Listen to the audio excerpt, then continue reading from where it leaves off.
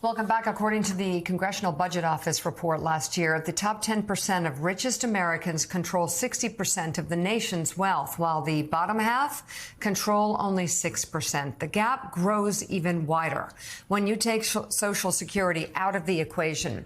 The bottom 50% of Americans control only 3% of the country's riches, while the top 10% control 70% of the nation's wealth.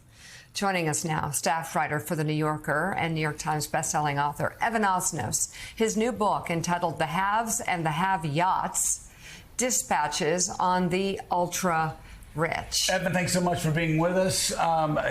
Talk, obviously, about just the extraordinary wealth gap between the haves and the have-nots, but also talk about the timing of it and the trends of it. When did we wake up to this new reality? Yeah, it's no accident that we're talking about it now, Joe. I mean, over the last 8 years, since Donald Trump's first inauguration and his second inauguration, the wealth of America's billionaires more than doubled. And that's part of a larger trend. In fact, if you go back to 1990, there were only 66 billionaires in this country. There's more than 800, which you might say, okay, maybe that's a sign of prosperity, except that the median hourly wage in this country has only gone up about 20% in that time. I think there is a feeling in the air, and this is made acute by the politics we see in Washington and the kind of administration we have, an administration in which the president named 13 billionaires to the highest ranks of his administration, that it feels as if the rich have pulled farther ahead than ever before, and that's not an illusion. Right now, America's richest people hold a larger share of America's wealth than even the Vanderbilts, the Carnegies, and the Rockefellers did in the heyday of their prime, a century ago. So Evan, also talk about bigger forces, and if you go from the agrarian age to the industrial age, which created all of those Gilded Age millionaires, billionaires, and then to the information age, to the tech age, and now we're going to the AI age.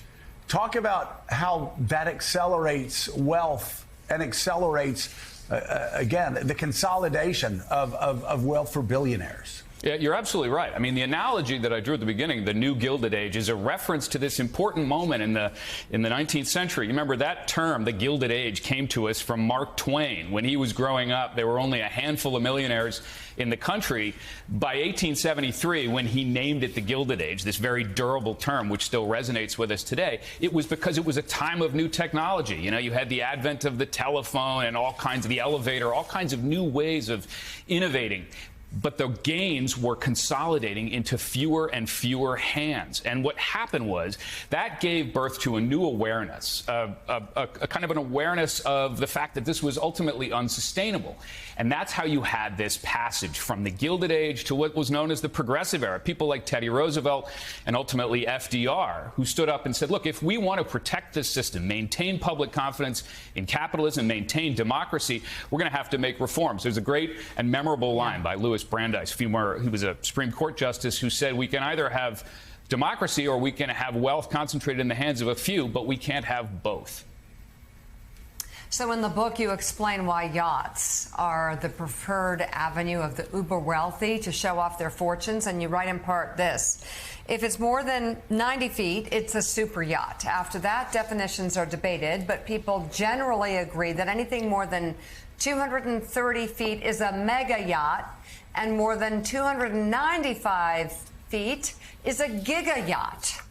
The world contains about 5,400 super yachts and about 100 giga yachts. Even among the truly rich, there is a gap between the haves and the have-yachts. One boating guest told me about a conversation with a famous friend who keeps one of the world's largest yachts. He said the boat is the last vestige of what real wealth can do. What he meant is, you have a chef and I have a chef. You have a driver, I have a driver.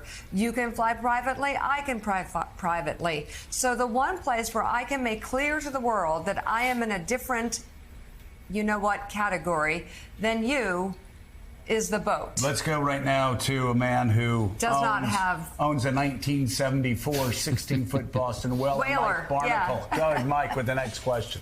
You know, I have to tell you, Joe, I am not a boat guy. I don't even like to go out on the ocean in boats. As long as I can see land, I'll be on a boat, but that's about it. But Evan, a piece of the book is excerpted in the New Yorker magazine that's out now, and it's largely to do with Washington and the White House. And I was reading it yesterday, and the numbers astounded me. $5 million gets you an invite from President Trump to see him or talk to him or whatever. How did we get here?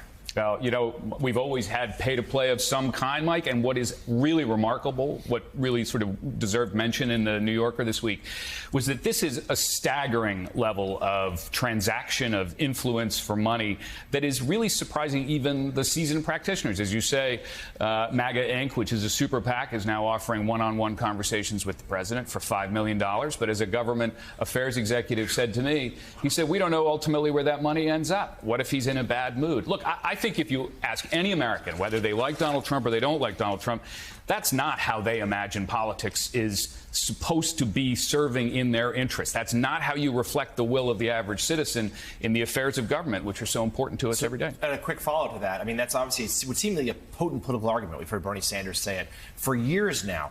Is that something with it's so brazen right now, what you just described with Trump? Do you think this is... Are we at a tipping point, like where this could now swing back the other way? Yeah, I think, Jonathan, you know, in some sense, the backlash against Elon Musk is very telling. Even in the heyday of the Vanderbilts and the Carnegies, they never had an office in the White House complex. They never had a department of government with the ability to hire and fire tens of thousands of workers, including in agencies that do business with their own companies. There is a level on which that kind of collapse of the barrier between private business and government and the interests of the richest man in the world and the president, that just offended people on a visceral level. And you saw it, 71% drop in the profits at Tesla. His favorability collapsed. There is a way in which Americans fundamentally want to get rich. Look, this is baked into us. Always have, always will. But there is a point at which people begin to say, are there people and are there systems, are there rules that are standing in the way of me getting rich? Is it because, in fact, too much is going into the hands of too few?